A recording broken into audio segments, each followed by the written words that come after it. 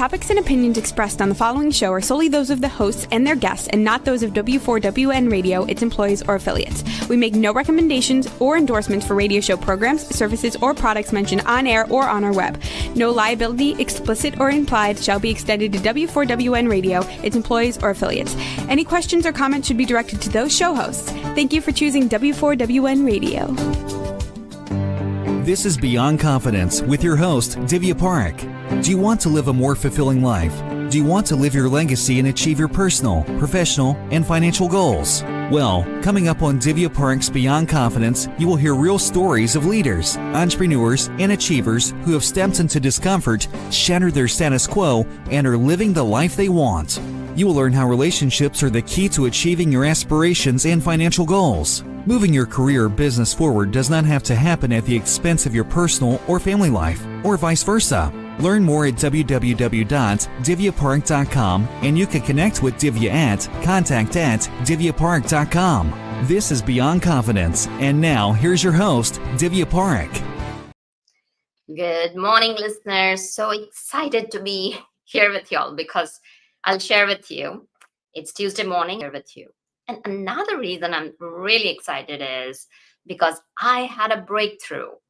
I was stuck when I was writing my book because the book is about AI. I've written approximately about quite a few chapters. So I've had been stuck. So just wanted to share the good news with you because I know you're there through thick and thin with me. And today we have a very special guest who is all about kindness. So welcome, Josh. Appreciate it. Thanks for having me. Absolutely.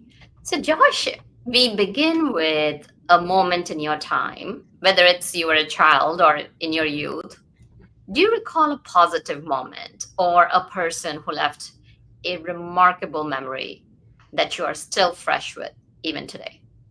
Absolutely. The person in question would be my grandfather. I remember as a little kid, I'm talking 3-4 years old, just was the first one to introduce me to the game of baseball, which I fell in love with, as well as just understanding the value of a team sport and camaraderie. So just like I remember going into kindergarten for the very first time, and the very first thing they had us do was like a show and tell. Everyone remembers those during their early elementary school years. And of course, I brought my bat, glove, and baseball with me and was proud to show it off that my grandfather had got me. So yeah, he's had an everlasting impact in my life, and from childhood through on up to the company I now work with. Oh, that's such a beautiful legacy to leave. And so many of us, we don't realize that we can leave legacies in the hearts of people. So coming back to your journey, as you were growing up, did you have the usual things, people are thinking when they're kids about becoming? You wanted to become a fireman or? Yeah, absolutely. I mean, my dream was to be a baseball player. I mean, just whether it's my office now or my old office, it's like I said, it's littered with baseball stuff. So my aspirations and dreams were to one day hopefully be drafted and play Major League Baseball. Unfortunately, that did not turn out, but that's okay too. But another passion that I had was an inspiration from my grandfather, was just being involved in finance, and more importantly, stocks and different types of investments. But definitely as a kid, my heart and my dream was to play baseball. So it is such a tough competition. I have friends whose kids have been involved in travel baseball. And, people don't see the work and the process that goes behind it. Hours and hours of practice. And then, of course, you have surgeries as well because you're doing repetitive moments. So when your dream didn't come through, how did you work through it? Well, it wasn't I wouldn't say it was the highlight of my life, but I mean, there was a realization when I went off to college and I tried to walk on to a community college baseball team and was on the fringes of that team for the better part of 2 years, and just Unfortunately, couldn't stay healthy. As you just mentioned, I had some knee trouble, things of that nature, shoulder pain, um, and was really just trying to be the best version of myself as a baseball player. And when I kind of was pulled aside by a coach and was like, "Look, you can have uh, a path to baseball, but it's probably not going to be the path that leads you to be an on-field player." So, I mean, I got involved with coaching, the analytical side. Eventually, that took me more towards the passion of finance, but I really did think my love for the game would drive me to be at least involved. But it was a difficult period of time to be pulled aside by a coach and kind of told in the most politically correct but also compassionate way you could be told that um, your childhood dream is unfortunately coming to an end. Yeah. And that's the key piece, that that coach showed that empathy and compassion because they understand. I've heard some horror stories from so many youngsters, where coaches are so brutal and saying like, hey, you are not performing and I don't want you on my team. And it's that letdown is not gentle and that stays with them. It's great, kudos to that coach. So as you moved into finance, tell us a bit more about your journey. Yeah, so when I had that kind of realization that baseball wasn't going to be the trajectory and path that I thought it was going to be as a child, I Mhm. went back to my childhood mentor and the person I spoke very highly about at the beginning, my grandfather, and I just kind of reached out for advice and was like, "Look, I'm not sure where I should go from here at this point in time." Um, College wasn't necessarily, I mean, it was in college. I by no means do I want to say it was an afterthought, but it wasn't the forefront. The game, it was a pathway that it was a natural next step, an evolutionary step to for baseball. So when it was kind of that rug was pulled out from under me, it was kind of like, where now? And it took me a little bit of time between community college and then eventually my journey led to the University of Central Florida to find a path of finance and accounting. It went through, I thought I would do something in building instruction. And then I was like, this probably isn't the best time to get into this profession, being 2008 as we have a housing crisis. Mhm. So then I was like, maybe that's not my best bet. I temporarily turned to psychology as a potential major in college. Enjoyed it, but really didn't see that being a passion. It was kind of a placeholder. And then eventually I took an economics class at Santa Fe Community College. And one of my professors there kind of showed me game theory, the basics, from everything from the basics to game theory that people go through in economics. And I kind of started to have a passion. And he's like, you should probably be a dual major in economics and finance. And I said, that's probably a pretty good idea. Let me give it a shot. It eventually turned into, as much as I like the economics, it ended up being more practical for what I was looking to do when I eventually moved to UCF and someone said, hey, you should probably be on the personal finance rather than the corporate finance side. So originally my dual major of economics and finance turned into finance and accounting. And yeah, that took me from there to my first job out of college, which was working at a clearing firm making felt like pennies on the dollar. But it was to get my foot in the door and just like I was trying to get my securities license so I could do personal finance, but and helping people with investments.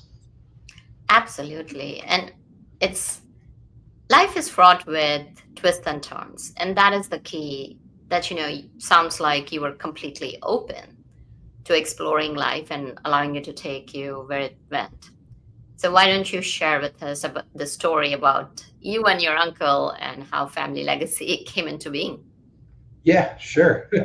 So that was literally the basis of something my grandfather kind of always taught me was just be open to the next idea. Try to be open minded. Don't try to be so closed off. You never know where a great idea can land, even if you think in the moment it's a terrible idea.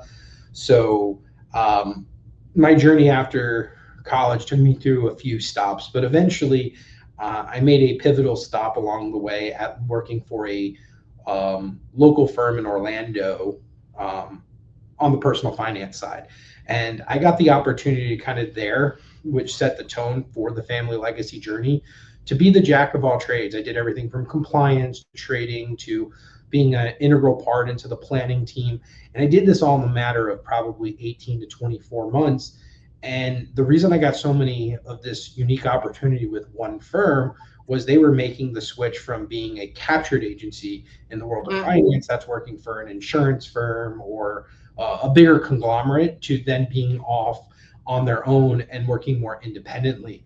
So while they were making that switch, they had they moved from MetLife to an independent broker dealer. So the team took a while to facilitate that move. So the team grew over that 2-year span into its normal capacity back when it was at MetLife, but there was a lot in that transition where they fell short. So I got to kind of fill those gaps. So eventually I went to the team and said, hey, would you guys be open to me opening a branch in North Carolina? And unfortunately, I was shut down. I shouldn't say unfortunately. It was fortunately and unfortunate because that propelled me to reach out to my uncle. So I called him up one day and I said, I've got a business proposition for you. Kind of put it together. The concept or the idea came to me on the fly. And I said, well, now that I've done everything in a firm, why don't I just try to start my own? I was 24, almost 25 at the time. And I said, well, I'm going to need someone who's got a little bit more experience, as I put it, a little bit more gray hair, because if I'm going to go out and manage people's assets, probably want someone that has been trading for a little bit longer than 3 to 4 years. And most of that wasn't exactly in a professional capacity. So I reached out to my uncle, who wasn't actually in the world of finance. He was actually an engineer at IBM, but he had ran the IBM Investment Council. So I knew he had experience with investment management, and also he did a lot of personal coaching one-on-one on the side to help people with like how to negotiate a car and how to budget and things like that. So friends and family became very reliant on him, and a lot of IBMers too. So I reached out, told him, hey, I'm interested in starting a firm. But before I even told him that, I said, I got this business prop. I want to put some things together. And I said, can I make a presentation to you about a week later? He said, sure. So a week goes by, I call him up, and I've got everything. I got my PowerPoint. And at this time, this is all pre-COVID. So the world of Teams and Zoom weren't the well-established pieces of technology they are today. So I forgot what I used. I think I used I think it was Google Hangouts I used. So I used Google Hangouts with a PowerPoint slide, not Google Slides, but combining two technologies. So, but either way, I reached out to him and he said, before you jump into anything, he's like, I got a crazy idea and I want to see if you're open to it and maybe we can run with it. And I said, okay, I'll hear your idea and then I'll go into my pitch. And sure enough, his idea matched my pitch to a T. He's like, I want to start a financial planning firm. And I said, well, okay, I can skip the first like 10 slides that were to try to convince him to do this. I was like, well, it seems like you're on board.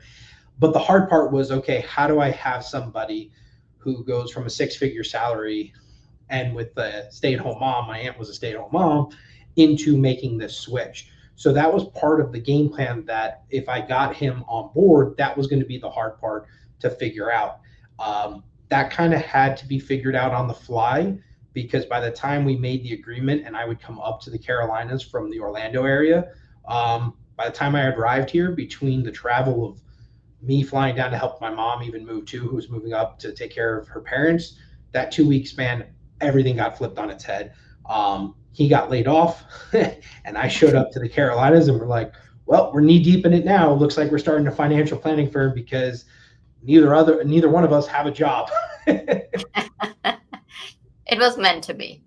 And so you started, and I think so, like it's been what, like almost a decade, like when it was like I met you, and along with the family legacy, you also started the Triangle TechNet. We'll kind of get into it. But there's so many people who are in the corporation. They think like, oh, I've put my money in the 401k. They've got those views. Mutual funds, ETFs, some of the things. So a lot of people just kind of put that away and then they don't think about the investment. What would you tell those tech people, or it doesn't matter really, all those professionals? Because 401k alone is not enough. Mm-hmm. So it really comes down to someone's personal ambitions and goals. Because I like to tell my members, and as I get to know them, and we call them members instead of clients, to go along with the family legacy theme and brand. But the most important thing that I try to tell them is like, look, part of the reason what you just stated is the 401k contributions tend to not be enough, and there's other avenues of savings into brokerage accounts, Roth accounts outside of work, or maybe your plan has a Roth component at work. But the RSU compensation, stock options, they play a very integral role, especially for a bunch of engineers who are looking to retire early. And sometimes those individuals are forced into retirement just because the technology moves so quickly, or because companies are downsizing, or like now a lot of people are fearful of their job because of AI. Is it going to automate so much that there's less and less jobs out there? So there's always something going on in the world of tech where I try to encourage my members to get to financial independence quicker. But that comes with a caveat. And I don't say like, I don't tell them, let's go live on ramen noodles for the next 40 years so you can retire, or 20 years or 30 years, whatever it is. Because unfortunately, my father, who is also a very integral part in my life and my baseball story and whatnot, passed away when I was 17. So I always tell people, you've got to live in the here and the now. So retirement is one thing, but understanding how to build financial independence, but also enjoy life along the way, is extremely critical. And that's where, if done right and thinking about tax consequences, when to actually exercise those stock options, or when those RSUs vest, and understanding what is the best situation, or what can I do to mitigate taxes along the way, that's critical, because that's not only going to give confidence to the individual, but it's also going to set up their financial plan for greater and greater success. So I encourage people to look at all avenues, not only of how they can make money, but also how it fits into their personal situation, and be mindful and open to being creative. Because so many times they get into a plan and they say, I'm going to follow it, and they're just going to drive a linear model from now until retirement. And I tell people, that's not how life works. Life throws too many curveballs for everything to just be a straight line. Oh, yeah, absolutely. Life can throw surprises at you. So now, based on what you shared, people have their goals, people have figured it out. So many times people have no clues where to go, what to do. So what are some of the few steps that people can take to get educated? First thing is, I know this might sound a little interesting, because a lot of tech professionals I have talked to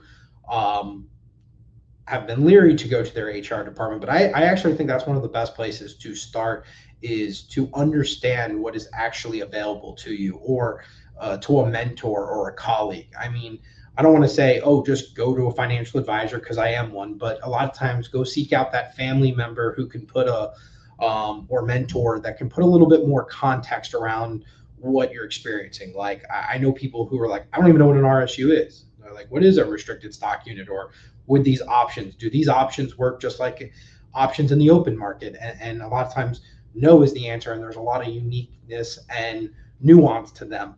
So the first thing is seek out someone who's already experienced it, because that's the best way to learn. And one of the things that I did early on in my own career is I went to advisors, and instead of asking them, what are you doing right? I asked them over their career, what did you do wrong? And what can I learn from that? And they said that was more telling. And unfortunately, as much as people are like, oh, I did this and it worked out well, more often than not, people remember the stories throughout their careers of when something went wrong, not necessarily right. And they'll remember the lessons they learned along the way. So for me, that's another reason, finding somebody that's independent, that doesn't have skin in the game, that can share with you how it impacted them, is an easy way for you to kind of learn, okay, now I know what a stock option is. I know what restricted stock units are. I know these things. So now the question is, Now I have the base level of knowledge, where to next. And that's where I would still tell people, it seems weird, but there's a awesome tool online called Investopedia. If you just need definition based bare bones facts just to make sure you have the rudimentary understanding of things, it's a great place to go. AI as well. Nowadays you can prompt, it seems like ChatGPT, Perplexity, Grok, Google's AI, and you're going to get a thorough breakdown of information. The nice thing is too, you can take what you have within the documentation at work, because if you get these stock options and packages, a lot of times it comes with information that most people don't read. To me, it reminds me of like the disclosures when we all just click yes, agree, and move on. Those are actually have vital pieces of information. I understand they're boring to read, but they're eye-opening and they really explain the thoroughness of what is available to you. And also, as you mentioned about ChatGPT, you can copy and paste in a document, upload it in ChatGPT, and like exactly whatever you're looking for, you can ask it to summarize for you. That's a great way, especially if you have a document. Like I actually give that advice to people. Like they're like, I went to an attorney and they're like, I got my estate documents, I got my will, my trust, and powers of attorney. And they're like, I kind of understood from what they were saying. I took notes, but I always say, throw that into ChatGPT and have that just give you a synopsis in layman terms. And a lot of times that's a great place to start, because it gives people confidence of like, okay, now at least I have a basic understanding of what I'm referring to. Then it gives them, if they seek out that professional, whether they go back to an attorney, a tax professional, financial advisor, now it gives them the ability to come not only well equipped with information, but also to ask informative questions. And to me, that's one of the best things that an individual can do. Absolutely.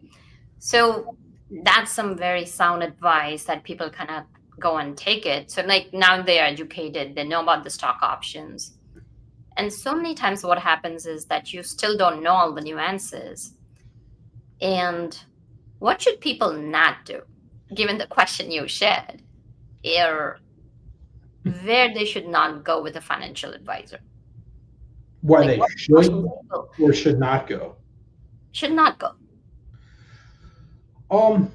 So the first thing is acting emotionally. I've seen a lot of people go, well, I think I have an understanding now, so I'm going to act upon the information I have. And sometimes if that's still very baseline level of information, there's a lot of nuance to these things that the last way you want to learn is to learn through mistakes of your own, if you can avoid them. Sometimes it's a necessary component of life, but if we can avoid that methodology, I would highly encourage it. Also, part of the way I would seek out to not utilizing a financial advisor is, and this is somewhat interesting because it's kind of how I've structured to be the polar opposite of this, and why I created Family Legacy in the mold that I have, is we are a one-stop shop. So we bring in-house the estate, the taxes, the financial planning, the whole 9 yards. Because what we kept finding out is we would send somebody before, when we first got going and we didn't have the one-stop shop. It didn't start this way 10 plus years ago. I wish it did, but you got some work to do in building it from the ground up. But what I would end up doing is I would send someone to a tax professional and they'd get a set of advice from the tax professional. Same thing with the estate attorney. And then they would get information from us and they'd be like, hey, this is somewhat contradictory. And I would be like, yeah, you're right. It very much is. And they're like, well, you sent us to it. And I was like, well, did you explain to the tax professional the nuance to your situation? And a lot of times that tax professional would be like, I don't need that. I need the hardcore facts. And kind of like an engineer would be sometimes where they'll miss the bigger picture. And I don't mean that to be, I love engineers. My business partner is one. My uncle, but a lot of times that was one of the things that he said he grew on as a professional himself in our space, was a lot of times he'd gather all the facts and just make decisions based on those facts without understanding the emotional side to finance, which seems odd, but like You can make those decisions, but there is a person on the other end that's going to interpret those decisions, that's going to have to live with those consequences. And sometimes you need to blend that together. And a lot of times the tax professional didn't do that. Tax professional says, here's what's great for you here in the now, but they didn't realize that in 5 or 6 years, they might have an aging parent that they needed to take care of, or that tax professional didn't take into account that they might have had a special needs child, or whatever the situation might be. What ends up happening in that situation is they know a part of the story, but they have the facts that they can make what they believe to be a wise decision in the moment, the here and the now, and it seems right on paper, but ends up being a disastrous decision as time goes on. So finding somebody that's not only going to look at the situation from one perspective, but has the skill set to look at it from a multi-perspective foundation, like we do here as a one-stop shop. And it doesn't necessarily mean everything's just coming from me. It's like I have tax professionals on staff, I have estate attorneys, I have other advisors that look differently, that have different levels and areas of expertise. And it's just having a team approach to this is extremely beneficial. Absolutely. That integrated approach allows the person, like, so whatever you are trying to convey, you're able to talk with the professionals rather than having 3 different segues. That would be very, very powerful. So tell us, like, what got you to start the Triangle TechNet? And what is it? That actually goes back to the foundation of family legacy. The stories of these two are kind of intertwined because, like I said, my business partner is my uncle, and when I first came up here, we were trying to figure out a way of like, okay, he's going to make this switch, this transition to financial planning, but he was expecting to do it over a probably minimum of 6 months, but preferably somewhere between 12 and 24 months was the ideal amount of time frame, depending on the growth that we were experiencing on the financial side. So he was like, I need some runway. I want to make sure I can pay my bills. I don't have to go into debt. And then the income that I'm losing, even if I have to take a pay cut, that's fine. I just don't want to go from what I'm making now to zero. And that also sets the kind of foundation for us as family legacy, because we don't operate on commission, because we don't believe in it. We believe in having a fiduciary responsibility where our interests are directly tied to the people we serve. So there were times that we could have easily sold a few annuities or insurance products and made a boatload, if not a very decent living. But we forwent all of that to do what was right for the people we were serving. So the time frame to get up and running took closer to that 2-year period before we could turn an income stream on for Todd. So it was imperative, and he chose this. And knowing that was the path, he said, he looked at me, his wife, his kids, and the rest of our family and just said, there's going to be a time where I'm probably working 70, 80-hour weeks because I've got to do 2 full-time jobs. And he's like, I'm willing to do it because I want to have that long-term success. So, and that's why I put in I said, well, I only have one, but I'm going to put the 80 hours a week into family legacy. But it ended up being like 50 hours or 60 hours into family legacy. And the rest actually ended up being into TTN, and which was a blessing in the long run, because it really helped solidify me as I guess you could say to a certain degree, a center of influence in the tech space for those who are in transition, because it all started with me going to Moe's, helping Todd leverage his network, go through LinkedIn, get the LinkedIn up to par, get the resume up to par, and really help him look for a 1099 role that would be a project-based role, anywhere from, like I said, probably as little as 6 months, upwards of 2 years. Thankfully, we found Qualcomm for about 12 of those months. And then at the end of that contract, IBM came back calling, and a few of his good colleagues, friends, and mentors said, hey, we have a really short-term based project at least 6 months, and it ended up turning out to be a year. And that really bridged the gap for us. But that wouldn't have happened without helping him network, doing the things that I preach and teach at TTN. And from the experience of helping him with that, I met great people like yourself, John Rupel, and others that I'm very, very thankful for. Eugene Barlaz. I mean, the list goes on and on and on that have decided to pay it forward and help out. So not just helping my uncle, but now we've had the blessing of probably helping well over a couple thousand people directly and indirectly find work in the Triangle. So it was really meant to help Todd. But the real blessing was now we didn't just help him find the next role. We've helped many, many people find work as well. Yes, and it's so important to pay it forward because that's the legacy we are going to leave behind. Mhm. So tell us, anybody who's in the Triangle area, where can they find the Triangle TechNet, and what can they expect when they come and join? Or is there, just give us the information so anybody from our audience, if they're going through the transition, they know that they've got someone to lean on. Yeah, so we keep it pretty simple. It's a monthly based event. It happens on the third Friday of every month. And basically it's open to everybody and anybody. So you don't even have to be in tech or even transition. But that is the audience in which we are geared towards.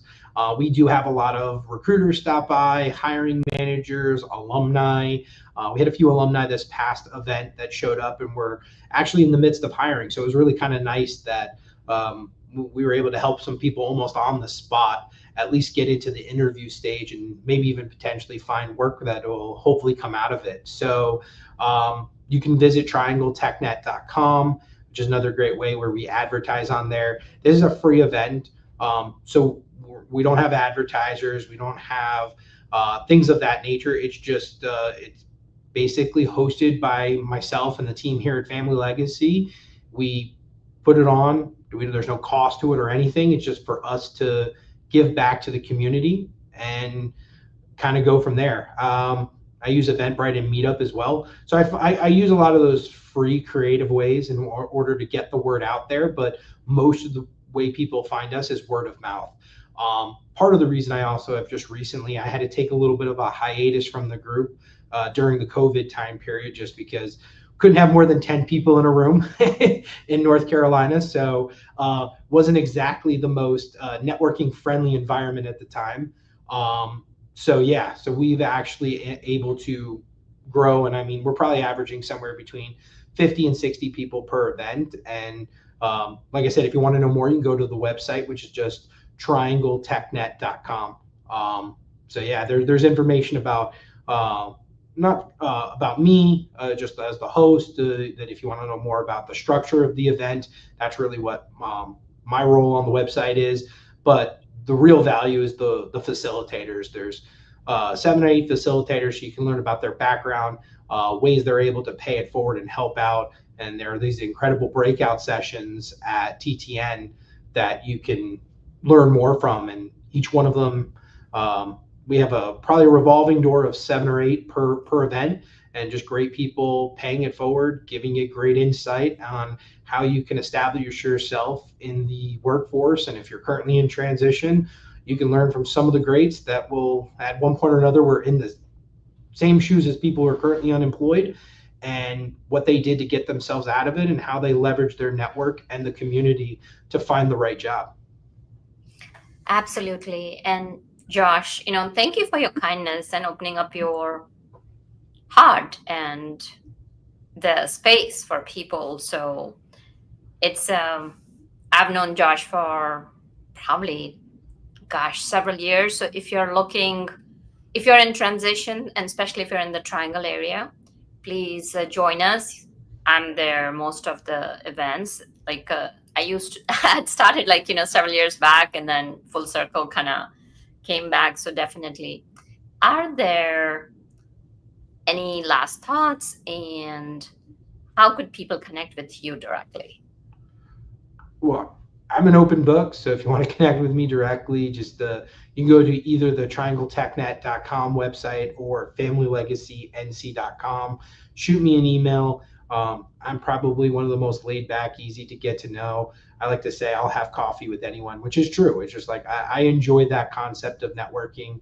My wife would prefer if I was a little less busy, so I could be at home. So I do try to make time for my beautiful wife and kids, but I still enjoy the networking. So if someone's out there, whether they're in transition or looking for finance help. And even if that's not you and you just want to kind of connect and get to know me, let's grab coffee. I'm all for it. Absolutely. Well, thank you so much for joining us, and we wish you all the best in your endeavors, in helping people, because at the end of the day, that's what life is all about. Coming together, helping each other. So thank you, Josh, for all the work you're doing. Well, thank you. I appreciate you having me. Absolutely. And thank you, wonderful audience, because without you, the show would not be possible. Do check out those websites, especially if you're in the Triangle area, and make sure that you take the advantage of all the resources that are there to be offered, and reach out to us as to how we could support you in the life and your dreams to come true. So, and also thank you, Juan, for making the show technically possible. Be well and take care. I'll see you next Tuesday. Thank you for being part of Beyond Confidence with your host, Divya Parek. We hope you have learned more about how to start living the life you want. Each week on Beyond Confidence, you hear stories of real people who have experienced growth by overcoming their fears and building meaningful relationships. During Beyond Confidence, Divya Parek shares what happened to her when she stepped out of her comfort zone to work directly with people across the globe. She not only coaches people how to form heart connections, but also transform relationships to mutually beneficial partnerships as they strive to live the life they want. If you are ready to live the life you want and leverage your strengths, learn more at www.divyaparek.com. And you can connect with Divya at contact@divyaparek.com. We look forward to you joining us next week.